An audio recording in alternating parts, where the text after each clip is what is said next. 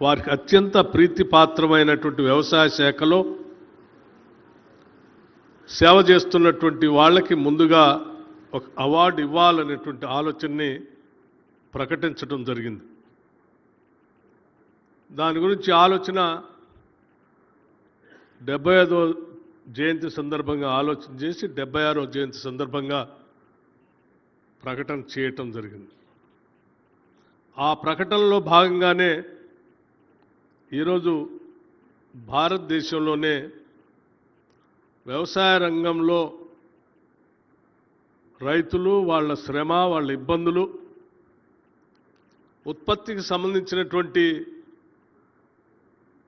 కార్యక్రమంలో భాగంగా సేంద్రియ వ్యవసాయం ద్వారా ఈ దేశానికే కాదు ప్రపంచానికి కూడా ఒక సందేశం ఇవ్వాలనేటువంటి ఆలోచనతో పనిచేస్తున్నటువంటి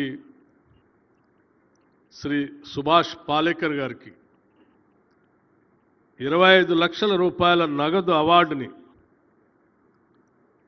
వారికి అవార్డు ఇస్తూ 25 లక్షల రూపాయల నగదు అవార్డుని బహుశా వ్యక్తిగతంగా ఈనాటి వారికి ఒక నగదు అవార్డు ఇంత పెద్ద మొత్తంగా ఇచ్చినటువంటి అవార్డు బహుశా నాకు తెలిసినటువంటి పరిజ్ఞానంలో ఇదే మొదటిది అనుకుంటున్నాను నేను.